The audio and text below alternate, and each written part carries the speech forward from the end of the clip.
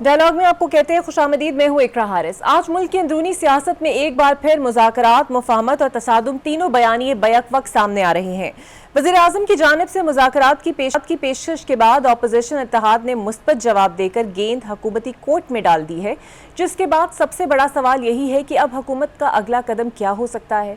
एक तरफ सियासी दर्जा हरारत कम करने की बात हो रही है तो दूसरी जानिब सड़कों पर आने, पहिया जाम हड़ताल और स्ट्रीट मूवमेंट के इशारे भी दिए जा रहे हैं, जिससे अबहाम मजीद बढ़ गया है। सवाल यह है कि अगर हुकूमत मुज़ाकरात में वाकई संजीदा है तो हुकूमत के पास देने को क्या है और अपोजिशन किन शराइत पर बातचीत के लिए तैयार हो सकती है। तोशाखाना 2 में सजा, बानी PTI की मुमकिना रिहाई या मिलिट्री ट्रायल कोर्ट की खबरें और मुस्तकबिल में आईनी और मौशी इस्लाहात, ये सब अवामिल इस सियासी शतरंज को मजीद पेचीदा बना रहे हैं। आज इन्हीं सवालात पर बात करेंगे। मेरे साथ मौजूद होंगे नून लीग के सीनियर रहनुमा और साबिक वजीर रहे हैं मोहसिन शाहनवाज राठा साहब। बहुत शुक्रिया मोहसिन साहब आपके वक्त का। वज़ीर आज़म शहबाज शरीफ साहब ने काबीना इजलास में मुज़ाकरात की दावत दी, अपोजिशन इत्तेहाद ने इस दावत को कबूल भी किया। अब अगला मरहला क्या है? हुकूमत आखिर क्या सोच रही है? किन चीज़ों पर हुकूमत लचक दिखा सकती है?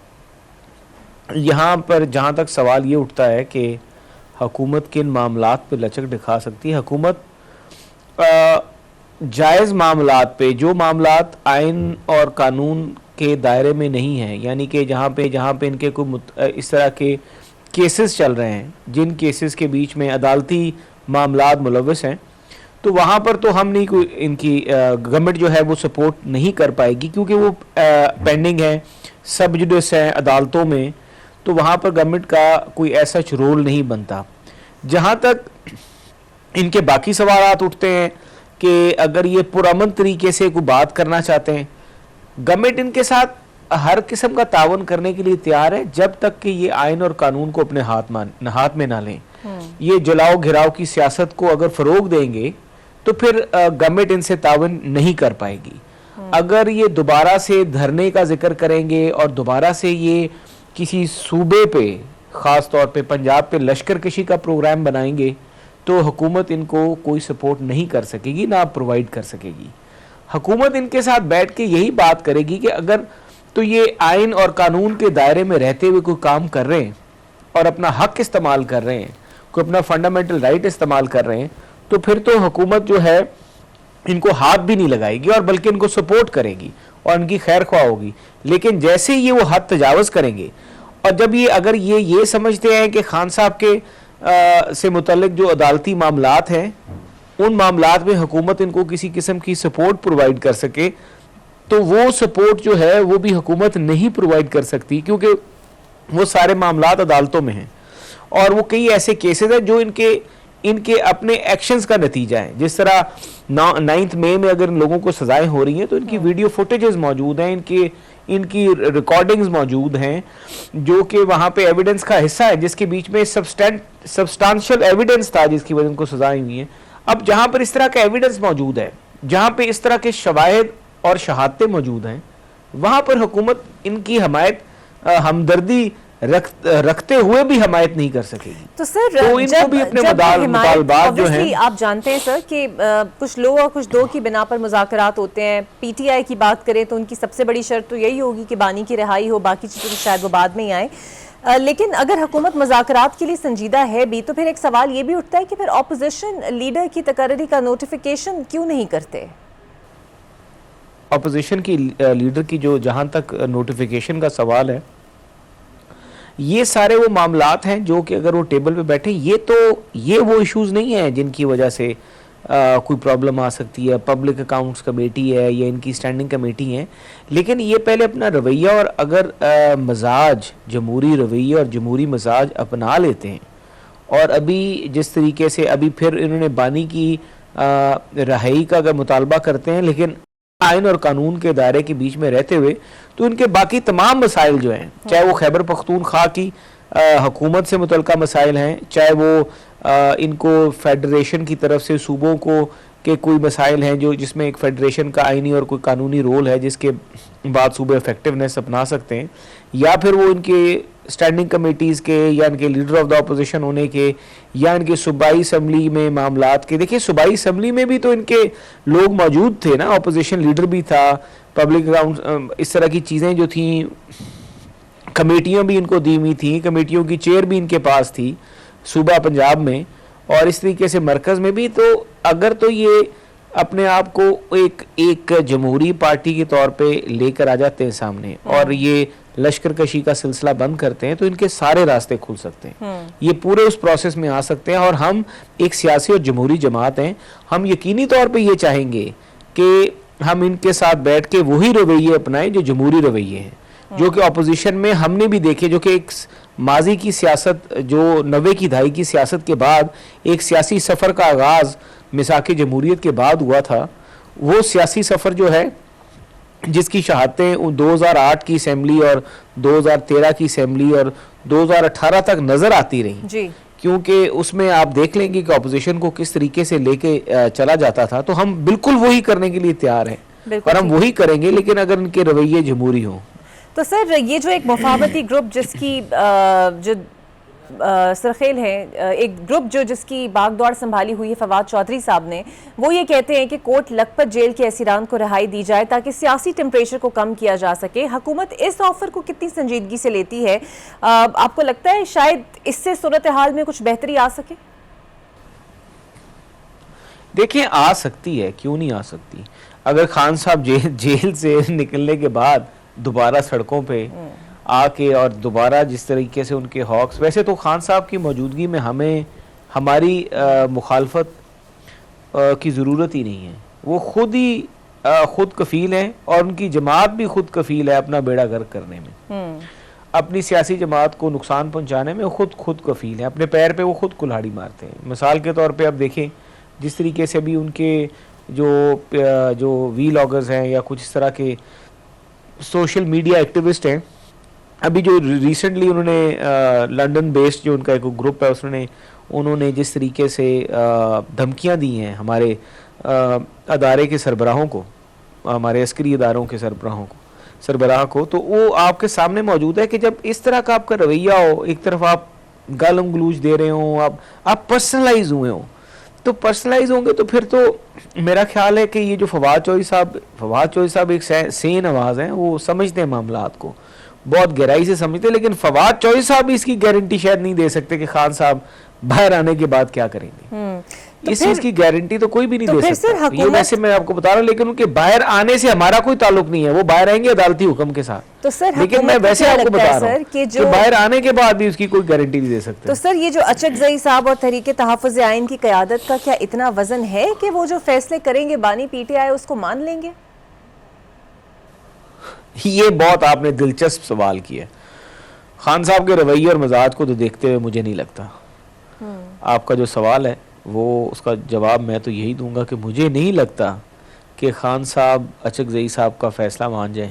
اگر یہ فیصلے ماننے والے ہوتے تو یہ بنیادی, جب ان کے خلاف عدم اعتماد ہوا تھا تو یہ اسمبلی مت توڑتے, یہ اپوزیشن میں بیٹھتے, یہ اپوزیشن میں بیٹھ کے اپوزیشن کی سیاست کرتے, یہ پنجاب اور کے پی کے کی اسمبلیاں نہ توڑتے, یہ پرویز الہی صاحب کا مشورہ لے لیتے کہ یہ کام مت کیجئے. تو جب اتنے بڑے ان کے پاس اتنے قابل اور دانا لوگ تھے جو انہوں نے سارے ضائع کر دیے, تو ابھی پھر کچھ دانا لوگ اگر اکٹھے ہو بھی جائیں تو مجھے ویسے بھلے کی امید نہیں ہے, لیکن ہو سکتا ہے معجزے ہو جاتے ہیں اس دنیا میں. لیکن ایک جانب جہاں مذاکرات کی بات ہو رہی ہے تو دوسری جانب سٹریٹ مومنٹم کی بات ہو رہی ہے. 8 فروری کو پہیہ جام ہڑتال کرنے کی تیاریاں بھی شروع ہو رہی ہیں, تو پھر دو چیزیں ایک ساتھ تو نہیں چل پائیں گی. یہی تو بات ہے کہ ایک قدم آگے اور 2 قدم پیچھے. تحریک انصاف کا یہ ہمیشہ سے وتیرہ رہا ہے کہ ایک طرف تو وہ ماضی میں بھی جب انہوں نے اس طرح کی تحریکیں چلائیں, ایک طرف وہ حکومت کو انگیج کرتے تھے اور دوسری طرف وہ پھر وائلیشن کر کے ڈی چوک میں پہنچ جاتے تھے. ایک طرف وزیر داخلہ کو لکھ کے کہتے تھے کہ ہم یہاں پہ جلسہ نہیں کریں گے, ہم یہ حد کراس نہیں کریں گے, اور ٹھیک اسی وقت جب تھوڑا سا ایڈمنسٹریشن کی طرف سے نرمی دیکھنے میں آتی تھی تو فوراً پھلانگ کے لائن کی دوسری طرف چلے جاتے تھے. تو یہ کوئی نئی بات نہیں ہے, لیکن ایک بات میں بڑی واضح کرتا چلوں, حکومت پنجاب ہو یا وفاقی حکومت ہو, ان کو کسی قسم کی گنجائش نہیں دی جائے گی جہاں پر یہ آئین اور قانون اور کوئی بھی پبلک پراپرٹی کو ڈیمیج کریں گے, ایڈمنسٹریشن کے ساتھ یہ کسی قسم کا ان کو نقصان پہنچائیں گے, سرکاری یا غیر سرکاری املاک کو نقصان پہنچائیں گے, ان کے خلاف مقدمات درج کیے جائیں گے اور وہ مقدمات عدالتوں میں بھی لے کے جائے جائیں گے اور وہاں پہ عدالتوں میں ان کو پورا بھرپور طریقے سے ان کو پروسیکیوٹ کیا جائے گا. ماضی میں ہم نے ایک بہت بڑی غلطی کی تھی کہ جب انہوں نے پارلیمنٹ پہ حملہ کیا تھا, اگر اس وقت یہ سزائیں ہو گئی ہوتی اور 2-4 ان کے لیڈران کو جیلیں ہو جاتی, جنہوں نے جتوئی ایس پی کے اوپر یاد ہوگا ایک دفعہ حملہ ہوا تھا, اسی طرح پی ٹی وی پہ حملہ ہوا, پارلیمنٹ کے اندر گھس گئے, آپ کو یاد ہے تھانہ توڑ کے جب کہا جاتا تھا آئی جی تمہیں میں پھانسی دوں گا اپنے ہاتھ سے, تو یہ اگر اس وقت سزائیں ہو جاتی نا تو یہ شاید پاکستان کو 9 مئی بھی نہ دیکھنا پڑتا. لیکن اب بہت کلیئرٹی ہے, اب اگر یہ قانون کو ہاتھ میں لیں گے تو ان کو جواب بھی اسی طرح کا ملے گا. تو میرا تو مشورہ یہ ہے کہ ان کے کافی کارکنان جو ہیں, جن کو میں جانتا ہوں کہ میں فیصل آباد میں ان کے کچھ کارکنان کے ساتھ بیٹھا تھا, وہ بیچارے اپنے مالی حالات کے بارے میں مجھ سے ذکر کر رہے تھے کہ ہمیں استعمال کرنے کے بعد, ہمیں جیلوں میں بھیجنے کے بعد ہمارے گھروں میں چولہا بند ہو گیا تھا, ہمیں کسی نے نہیں پوچھا, ہمارے قائدین نے, جنہوں نے ہمیں 9 مئی میں ساتھ لے کے تو گئے سر تھے. اور ہم حکومت سے کے وہ پاس سارے جہاں پہ مضبوط فیصل آباد شواہد میں اگر جو موجود ہیں 9 مئی کے حوالے سے, جو کہ آپ کہتے بھی ہیں کہ سب کے پاس ہے, سب نے دیکھے بھی ہیں, تو پھر اس کے باوجود بانی پی ٹی آئی کا ٹرائل کیوں نہیں شروع ہو پایا, اور کیا یہ ممکن ہے کہ جلد ہی ان کا ملٹری ٹرائل بھی ہو سکتا ہے؟ بالکل ہو سکتا ہے جی, اور یہ ٹرائل میں سمجھتا ہوں کہ یہ ان کے اپنے ہاتھ میں ہے, یہ بانی پی ٹی آئی کے اپنے ہاتھ میں ہے کہ وہ دانائی کے ساتھ اپنے معاملات کو آگے لے کے چلیں, اپنی سیاسی جماعت کو بھی بچائیں, اپنے کارکنوں کو, نوجوان بچوں کو, خواتین کو جو ان کے ساتھ جذباتی طور پہ منسلک ہیں, ان کی بھی بچت کروائیں, بجائے کہ ان کو سڑکوں پہ لے کے آئیں. یہ دانائی کے ساتھ معاملات کو معاملہ فہمی کے ساتھ آگے لے کے چلیں. اگر یہ معاملہ فہمی کا رویہ اپنا لیں گے تو یقین مانیے میں بھی سیاسی طالب علم ہوں, راستے کھل جاتے ہیں. لیکن مجھے معاملہ فہمی ان کی طرف سے نظر نہیں آ رہی.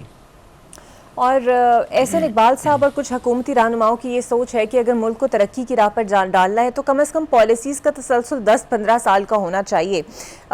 اس سٹیٹمنٹ سے شاید ایک بات تو سمجھ آتی ہے, یا اشارہ یہ ہوتا ہے کہ موجودہ سیٹ اپ چاہتا ہے کہ انہیں کم از کم 10 سے 15 سال کا وقت ملے.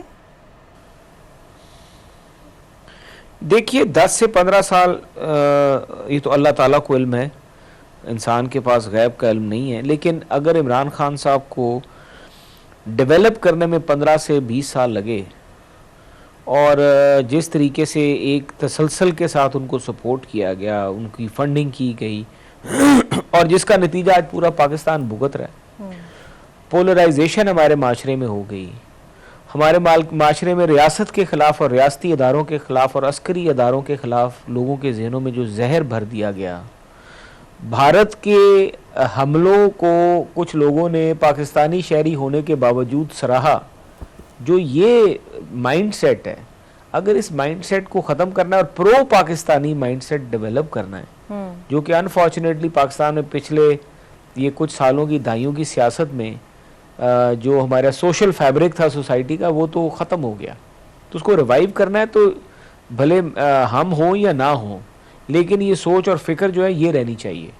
یہ سوچ اور فکر آگے 10 سال اگر تسلسل رہے گا, چاہے وہ ہم ہیں یا کوئی بھی ہو, لیکن پالیسیز کا تسلسل رہے گا. مڈل ایسٹ میں دیکھ لیں کہ کیوں مڈل ایسٹ کی اکانومیز گرو کی ہیں, کہ وہاں پہ پالیسیز کا تسلسل ہے, وہاں پہ کنٹینیوٹی ہے آف پالیسیز, وہاں پہ چینج نہیں ہوتی. آئے روز نئی چیز, آئے روز ایک آتا ہے وہ سی پیک چلا دیتا ہے, دوسرا آتا ہے وہ سی پیک بند کر دیتا ہے, ایک کہتا ہے میں گوادر چلاؤں گا, دوسرا کہتا ہے میں گوادر نہیں چلاؤں گا, ایک کہتا ہے میں ریکوڈک کروں گا, دوسرا کہتا ہے میں ریکوڈک نہیں کروں گا, ایک کہتا ہے جو میٹرو جو ہے یہ عوام کو نقصان دے رہی ہیں, اور ہم کہتے ہیں میٹرو جو ہے وہ ٹھیک چل رہی ہیں. تو یہ جب تک پبلک انٹرسٹ کے منصوبوں کو اپریشیٹ کرنا اور ان کو آگے لے کے چلنا, یہ نہ سوچنا کہ یہ منصوبے جو ہیں ہماری مخالف سیاسی جماعت نے چلائے تھے, جب یہ سوچا جائے گا یونیفارمٹی آف پولیٹیکل ڈیسیجن یہ آ جائے گی کہ یہ منصوبے چاہے ہماری مخالف سیاسی جماعت نے بھی چلائے لیکن یہ پبلک انٹرسٹ کے منصوبے ہیں, تو تب ملک ترقی کرتے ہیں. اور اس حوالے سے جو احسن صاحب بات کر رہے ہیں, میں ان کا کانٹیکسٹ سمجھتا ہوں,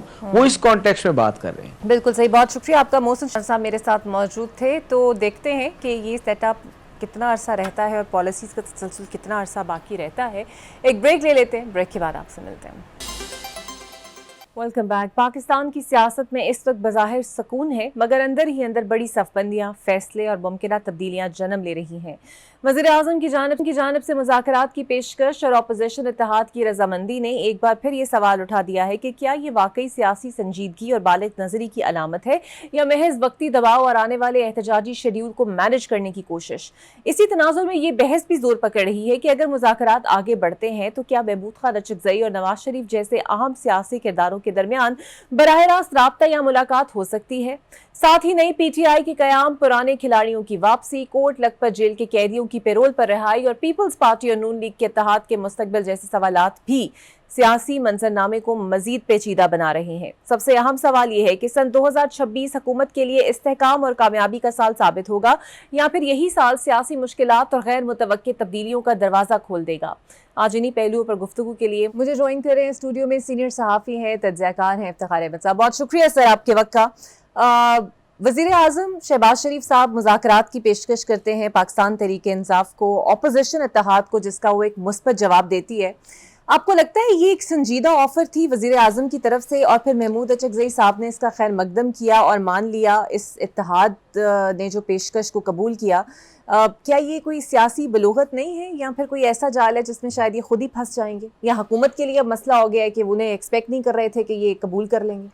मेरा ख्याल है कि आप अगर जर्नलिज्म में हैं काफ़ी अरसे से तो आपको शायद याद हो कि पाकिस्तान के अंदर एक अच्छे मुस्तकबिल की खातिर शहबाज शरीफ ने, जब वो लीडर ऑफ द अपोजिशन था, उस वक्त ये दावत दी थी उस वक्त के प्राइम मिनिस्टर को कि आइए बैठते हैं और बैठ के पाकिस्तान के इक़्तिसादी मसाइल पर गुफ्तगू करते हैं, क्योंकि असल इशू जो है वो आवाम से तल्लुक़ रखता है। वो है गुर्बत का ख़ात्मा, बेरोज़गारी, तालीम का ना होना, सेहत के मरकज़ कम होना, लोगों को जॉब ना मिलना। उसके बाद एक तब्दीली का अमल आता है, पार्लियामेंट में वोट ऑफ नो कॉन्फिडेंस होता है और एक शख्स खुलेआम पाकिस्तान के अफवाज के सरबराहों के बारे में जो उसकी जी में आता है वो कहता है। उसके चाहने वाले सारी दुनिया में पाकिस्तानी अफवाज का मजाक उड़ाते हैं, उनके जो सरबराह हैं उनके पुतले जलाते हैं, पाकिस्तान के पासपोर्ट को जलाते हैं, पाकिस्तान के परचम को जलाते हैं,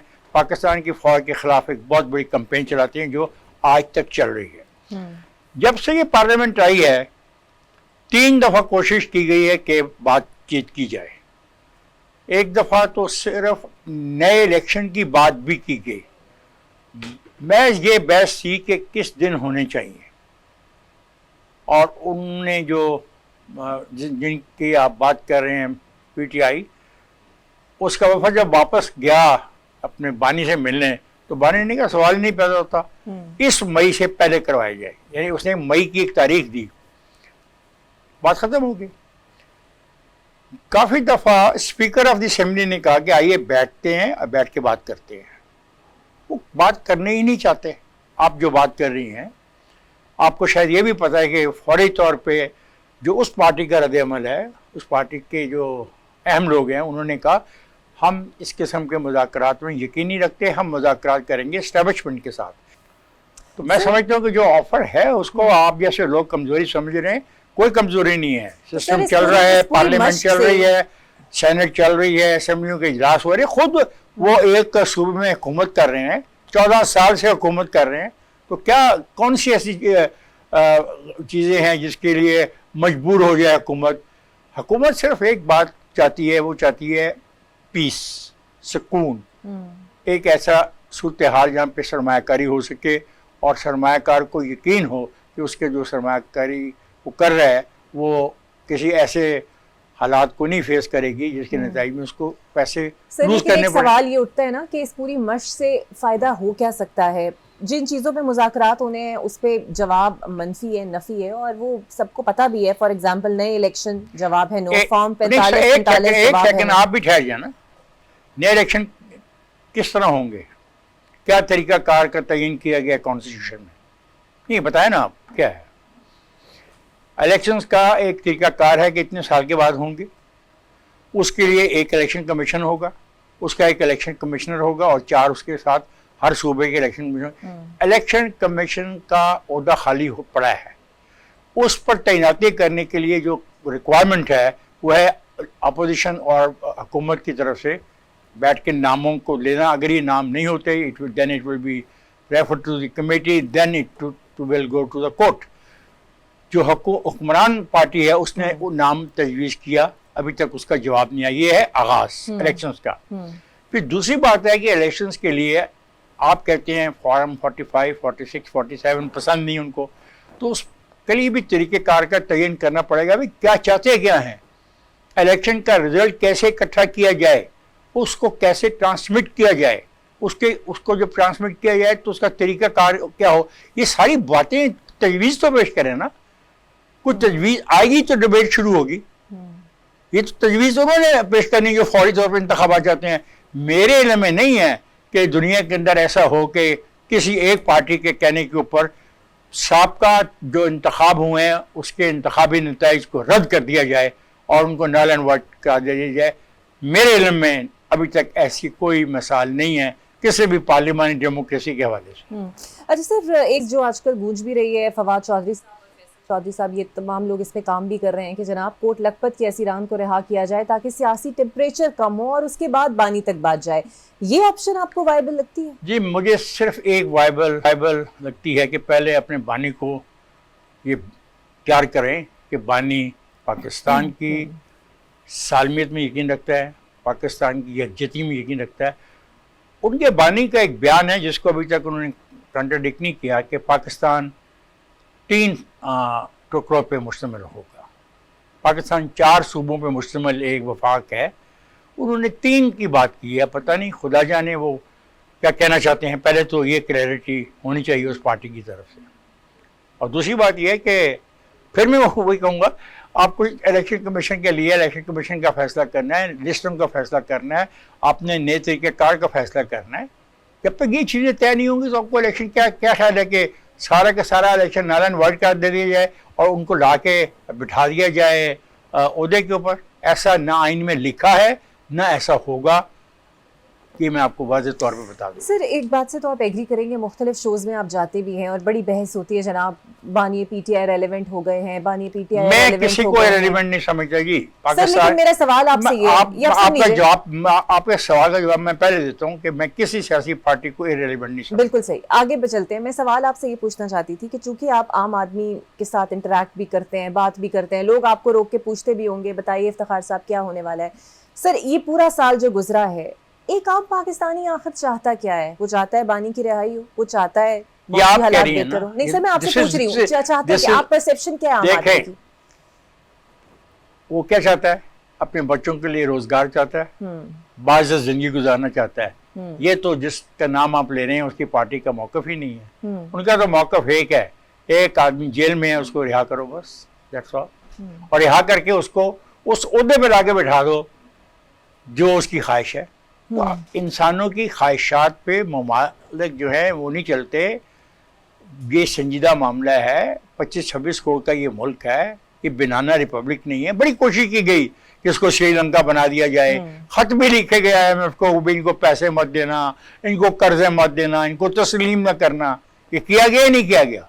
तो वहां से हम निकल के थोड़ी दूर आगे चले तो है ना, जो बिल्कुल हम डिफॉल्ट के ऊपर खड़े थे, उस डिफॉल्ट से बच के आगे 1-2 इंच ही आप कह लें, उस डिफॉल्ट से बचना भी बहुत बड़ी बात थी। और आपके ख्याल में सर, हुकूमत 2/3 हासिल कर चुकी है, अदलिया के अंदर वो कह रहे हैं जनाब उधर से काली भेड़ें हम साफ करेंगे, कानून साजी भी आसान होती जा रही है, तो हुकूमत आप बहसीयत एक मजबूत और मुकम्मल ऐसी पोजीशन पे देख रहे हैं जब हुकूमत को अब कोई परेशानी नहीं है? कोई हुकूमत मजबूत नहीं होती, ये याद रखिएगा। ठीक है, वो ईजी हैं, उनके पास वोट हैं, अगर वो कानून साजी करना चाहें तो वो कानून साजी कर सकते हैं, आम कानून साजी है। कॉन्स्टिट्यूशनल अमेंडमेंट की बात नहीं कर रहा, उसके लिए 2/3 उनको चाहिए और वो 2/3 फिर सब मिल के उनके पास आते हैं, और भी दोस्त जो बाहर बैठे उनको भी साथ में रहना पड़ता है। सर, 2026 में आपको क्या इन तीनों में से मुमकिन नजर आता है? NFC अवार्ड में तब्दीली, नए सूबे या मजबूत बल्दियाती इदारे? नए सूबे नहीं बन सकते, NFC अवार्ड में तब्दीली होगी। और तीसरा सवाल क्या था आपका? सर, मजबूत बल्दियाती इदारे होने चाहिए।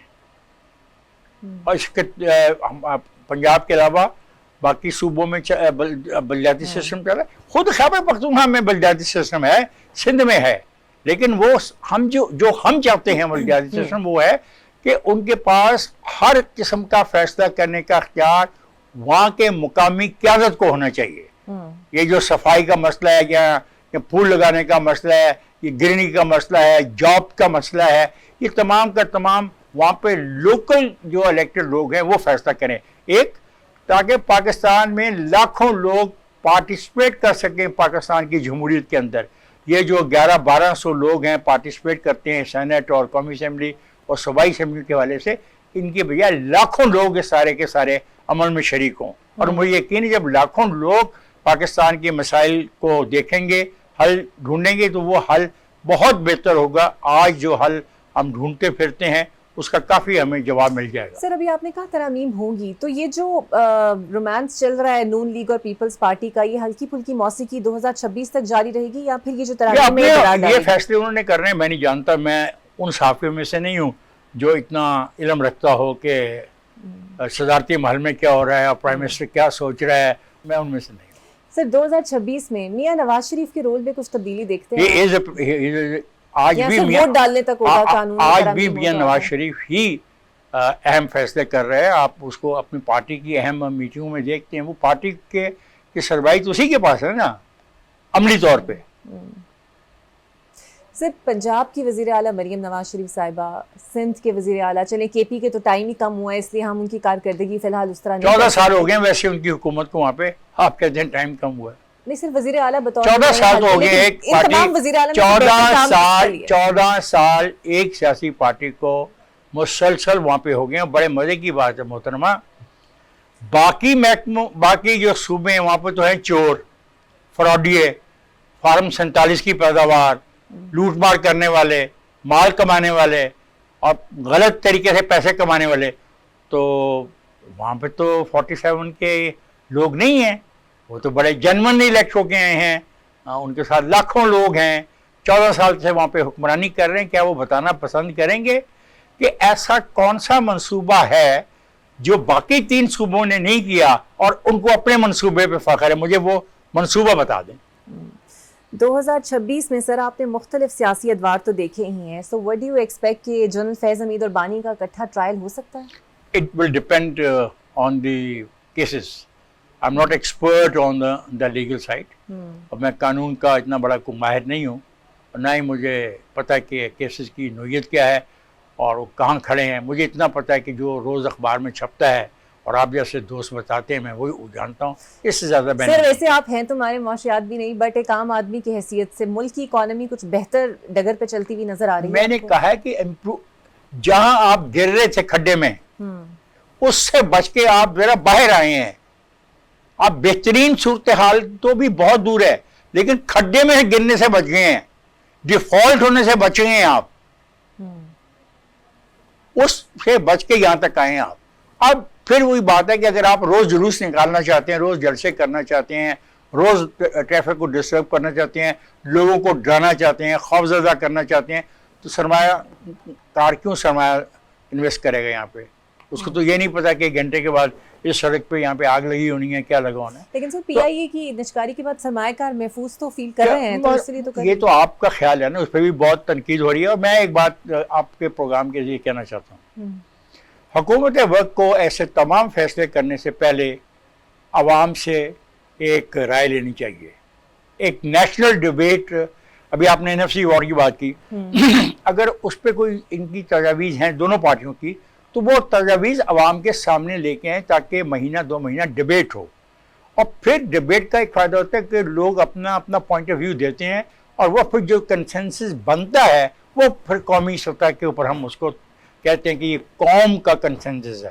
یہ جو بات آپ کر رہے ہو پی آئی کے اپنا جو پرائیویٹائزیشن کا عمل شروع ہوا ہے, اس کے بارے میں بھی بہت سارے سوالات تھے, ہیں اور رہیں گے. کاش یہ ڈیبیٹ کر لی جاتی ہے اور بتا دیا جاتا ہے کہ ٹرم آف ریفرنس یہ ہیں. مجھے سمجھ نہیں آتی یہ چھپاتے کیوں ہیں.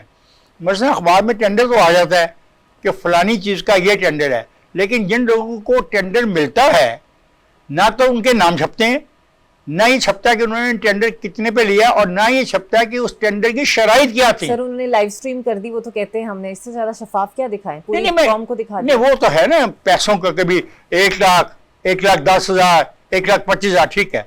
और भाई 1,10,000 और 1,25,000 के पीछे जो चीज है जो आप दे रहे हो वो क्या है, हम उसके बारे में जानना चाहते हैं। और कोई मुश्किल नहीं है, आप शेयर करें ना हमारे साथ, कितने अपने एयरपोर्ट हैं, कितने हैंगर्स हैं, कितने जहाज हैं, कितनी मालियत की नोयत इस वक्त है, आखिरी ऑडिट रिपोर्ट उनकी क्या कहती है, अवाम तो ये जानना चाहती है। ये टीवी पे ये दिखा देने से कि 1 करोड़ रुपया मैंने बढ़ा दिया, आपने 2 करोड़ रुपया बढ़ा दिया, इसने 6 करोड़ रुपया बढ़ा दिया, गुड इनफ, ये शफाफियत ठीक है।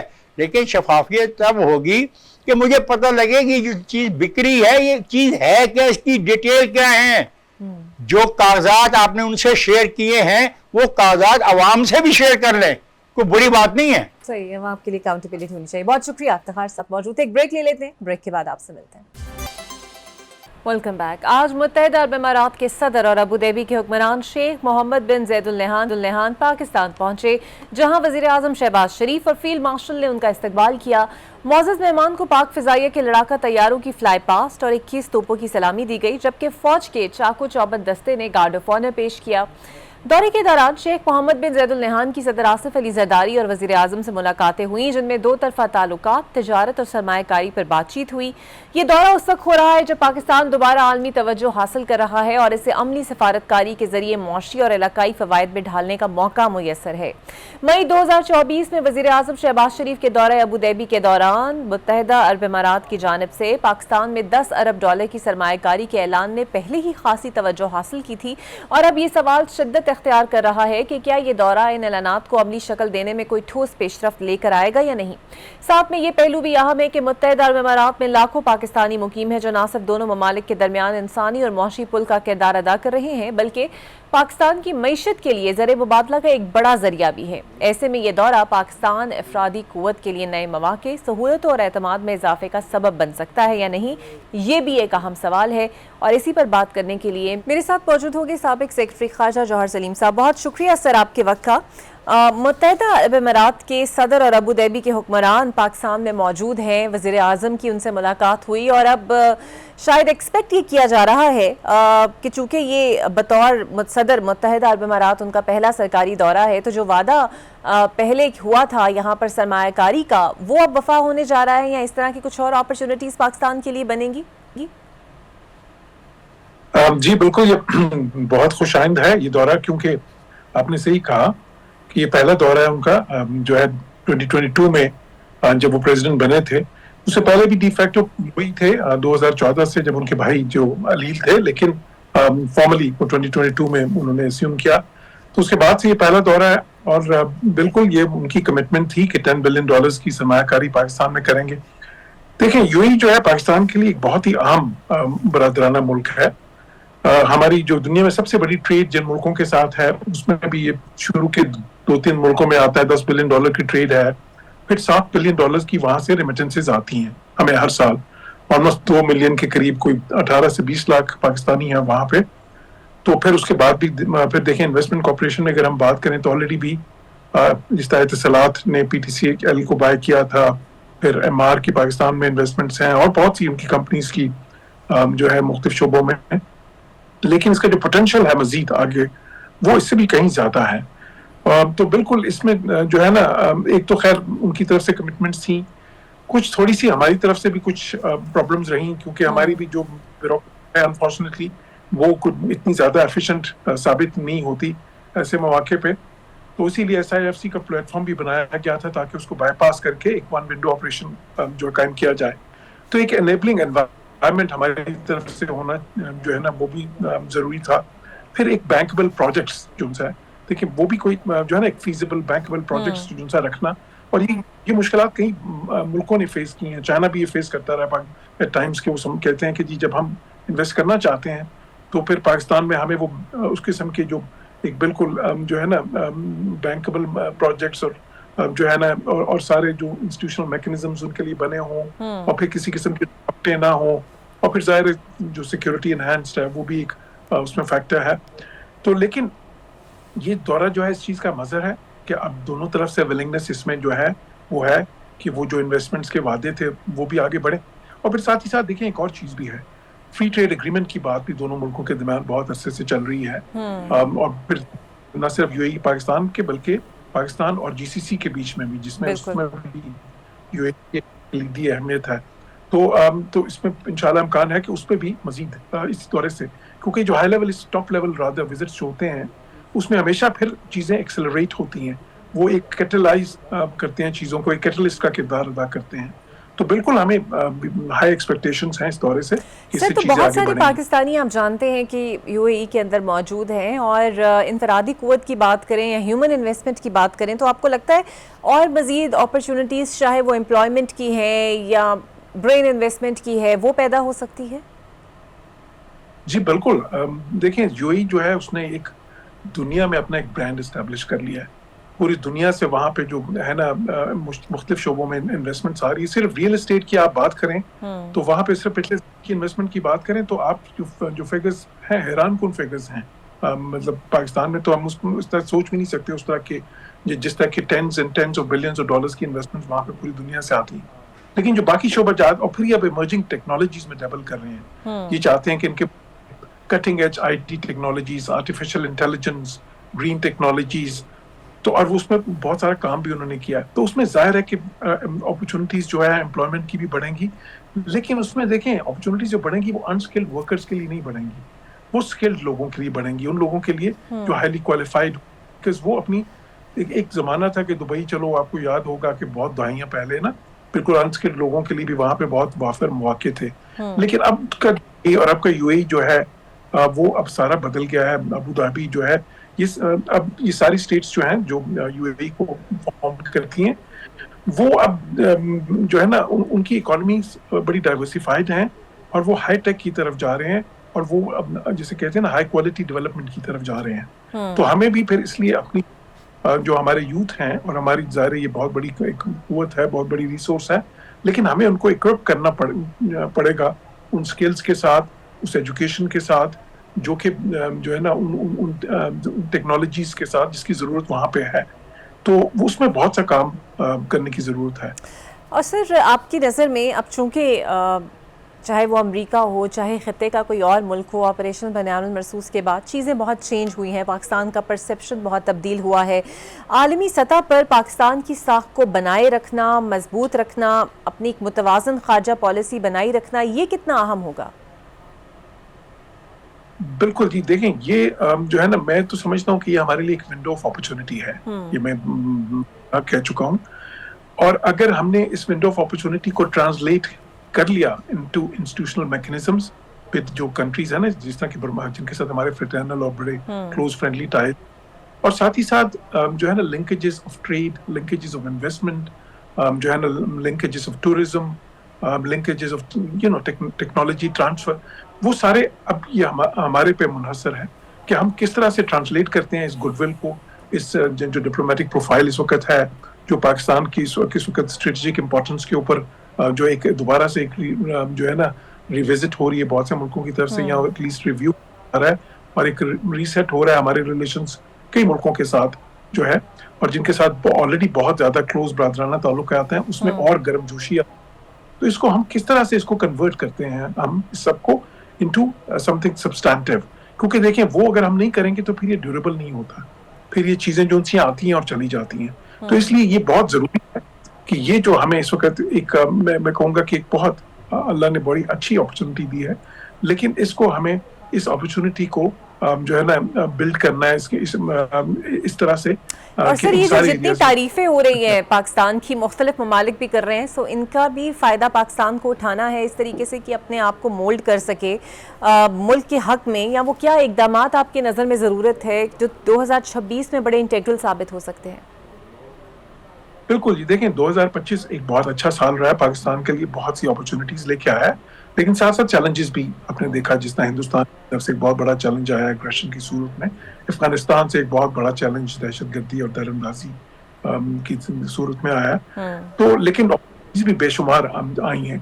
اب جو ہے نا تو اگر یہ سال اپرچونٹیز اور چیلنجز کا ہے تو 2026 ہونا چاہیے سال ان اپرچونٹیز کو ٹرانسلیٹ کرنے میں جو ہے نا ایک جس طرح میں نے کہا linkages of trade, investment, cooperation and linkages of tourism or linkages or institutional linkages उनको बनाने में, और education cooperation, there's so many areas. बिल्कुल सही, बहुत शुक्रिया आपका। जौहर सलीम साहब मौजूद थे। एक ब्रेक ले लेते हैं, ब्रेक के बाद आपसे मिलते हैं।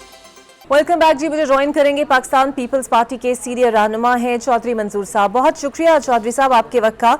सर, इससे पहले हम बाकी गुफ्तगू का आगाज़ करें, मैं आपसे पूछना चाहती हूँ, एक दो प्रोग्राम्स में मैंने सुना कि आप PIA की निजकारी की पुरजोर मुखालिफत कर रहे थे सर, इसकी कोई ख़ास वजह आपकी नज़र में? देखिए, दो बुनियादी चीज़ें हैं। PIA को इन्होंने पहले 2 कंपनीज बना दी, एक में एसेट्स एंड लायबिलिटीज रख दिए, वेल्थ होल्डिंग कंपनी बना दी, और दूसरी के अंदर इन्होंने PIACL बनाकर उसको लिमिटेड कंपनी बना दी। ठीक है। अब जो मैं उधर नहीं जाता अभी, वो एसेट्स एंड लायबिलिटीज पे 700 अरब के कर्जे हैं, 2000 अरब रुपए की प्रॉपर्टीज है, उसकी एसेट्स है। चलो इधर आते हैं, वापस आते हैं। यहाँ पे इन्होंने कहा जी कि हम इसको बेचेंगे। पिछले साल जब से ये कंपनी बनी तो जो पहले साल का प्रॉफिट था 13 जहाजों के साथ, ये 26 अरब रुपए थे। इस साल जो इसका पहले साल का जो 6 महीने का प्रॉफिट है वो 11.5 अरब रुपए का है, और अब इन्होंने बेच दी है उसको सिर्फ और सिर्फ उसको बेच दिया है 10 अरब रुपए में। बताया ये गया कि 135 अरब में, और बाकी क्या करेंगे बाकी वो इन्वेस्ट करेंगे, बाकी का 125 अरब रुपया। इसमें एम्प्लॉइज ने भी अपनी दी थी, बिड दी थी, उनको टेक्निकल ग्राउंड्स पे पहले फारिग किया गया, हालांकि टेक्निकली तो वही साउंड है। उनके कोई 27 अरब रुपए के करीब के प्रोविडेंट फंड पड़ा है, पैसे पड़े हैं, उनका अपना जो दिया हुआ पैसा है वो पड़ा है, और वो मैं सुन रहा हूं, मुझे अभी कंफर्म तो नहीं है, वो एक लेटर लिख रहे हैं जिसमें वो कह रहे हैं कि हम 150 अरब में खरीदने के लिए तैयार थे, 20 अरब रुपया पहले भी देने के लिए तैयार हैं, और इन्होंने अगर 5 साल में कमाना है तो अगले साल तो वो जो PTI के दौर में वो हुआ था, वो जाली डिग्री वाला इशू हुआ था, उसके बाद फ्लाइट्स बंद होगी थी यूरोप की और इंग्लैंड की, वो भी खुल जाएंगी, तो ये प्रॉफिट कोई अगले साल जो 17 जहाज इस वक्त ऑपरेशनल हो गए, इनके साथ जो प्रॉफिट है वो 40 अरब से तजावज कर जाएगा। तो अगले 5 साल में ये मजीद जहाज जो 30 खड़े हैं, उनकी रिपेयर और मेंटेनेंस के बाद अगर वो भी आ जाते हैं तो ये 40-50 अरब के दरमियान साल का प्रॉफिट हो जाएगा। ठीक है। तो मुझे नहीं समझ आई कि ये 10 अरब में क्यों बेच दिया और उस पे एक दूसरे को मुबारकबादें दिए जा रहे हैं। सो सर, अब जो हो गया और जो मेरिट सेट कर दिया गया जिसके ऊपर ये PIA को प्राइवेटाइज किया गया, आपको लगता है बाकी इदारों के लिए भी अब यही मेरिट सेट होगा? नहीं, पहले तो ये नहीं हुआ जी, इसको कैसे आप इतना बड़ा एसेट है, अभी तो मैंने आपको गिनवाया ही नहीं है, 8 बिल्डिंग्स दे रहे हैं, उसमें से लाहौर की ये जो पंजाब असेंबली के सामने है, इस्लामाबाद में ब्लू एरिया है, रावलपिंडी माल पे है, पेशावर माल पे है, मुल्तान में है, सखर में है, कराची में है, ये 8 बिल्डिंग्स दे रहे हैं, कम से कम 50 अरब रुपए की वो होंगी, फिर 10 अरब रुपए के उसके हैंगर्स और स्पेयर पार्ट्स हैं, फिर 10 अरब रुपए के स्पोर्टिंग जो इक्विपमेंट होता है, जो आगे गाड़ी खींचती है, फिर पेट्रोल वाली गाड़ी लगती है, फिर बाकी चीजें हैं, वो है। 400 गाड़ियां हैं जी PIA के पास, वेल फर्निश्ड ऑफिस है जिसमें कंप्यूटर और प्रिंटर से लेकर हर चीज मौजूद है, और तैयारों की कीमत उसके बाद लगा लीजिए, लेकिन जो रूट्स हैं उनकी तो कोई कीमत ही नहीं है। बस एयर ब्लू चल रही है ना पिछले 25 साल से, सही। अच्छा, वो ले नहीं सकी, चौधरी वो रूट्स नहीं साहब ले सकी। बिल्कुल सही। अच्छा सर, सैलाब के दिनों में आप जानते हैं, मैं आपके हलके में आई थी, कसूर का हमने दौरा किया था, बड़ी तबाही हुई थी। इससे कबल गंदम के काश्तकारों के साथ जो हुआ वो ढका छुपा नहीं है, और अब एक और फैसला सामने आया है जिसमें हुकूमत IMF के बार बार इसरार पर जो गंदम खरीदारी है उससे निकलने का फैसला कर चुकी है। इससे पहले यही फैसला शुगर की कीमतों और क्रशिंग सीजन पर भी हुआ। आप इन फैसलों पर क्या कहेंगे कि किसान पर क्या असर पड़ेगा और अब होना क्या चाहिए? देखिए, किसान तो इस वक्त रो रहा है। हमारे इलाके की मेन फसल आलू है, उसको लोग बीच में हल चला रहे हैं, 2-2 लाख रुपया फी एकड़ खर्चा किया हुआ है। वो खर्चा जो है उसकी आलू की पटाई का या उसके जो बोरी लगती है, जो लोग लगते हैं, वो पूरा नहीं हो रहा। तो इस वक्त किसान तो बहुत बुरे हाल में। सियासी इस्तेहकाम के लिए सर नए सिरे से मुज़ाकरात की बात हो रही है, वजीर आजम ने भी ऑफर की, ऑपोजिशन इत्तेहाद भी मुस्बत जवाब दे रहा है। मुज़ाकरात देखिए, मुज़ाकरात ही जंगों के बाद भी तो मुज़ाकरात ही होते हैं। क्या मुज़ाकरात अगर होते हैं तो अच्छी बात है, खुशहाली बात। सो आपको लगता है कि कुछ फ्रूटफुल निकलेगा इन मुज़ाकरात से, क्योंकि कुछ ये लेयर देर की देखिए, ये बुनियाद तो पे कोई हुई। ये कोई नजूमी बता सकता है, या गवर्नमेंट बता सकती है, या पीटीआई बता सकती है जो मुज़ाकरात करने जा रहे हैं, कि पहले सीबीएम्स हुए हैं, क्या हुआ है, बैकडोर क्या है, फ्रंट पे क्या है, ये तो वही बता सकते हैं, हमें तो नहीं पता। हमारी तो नेक ख्वाहिशात है कि चलो ये मुज़ाकरात हो और कामयाब हो, कोई रास्ता निकले। बहुत शुक्रिया चौधरी मंसूर साहब आपके वक्त का। देखते हैं आने वाले दिनों में हुकूमत मजीद मुआशी तौर पर ऐसे कौन से फैसले करेगी जो मुल्क के लिए मुस्तहकम साबित हो। मुझे दीजिए इजाज़त, अल्लाह हाफ़िज़।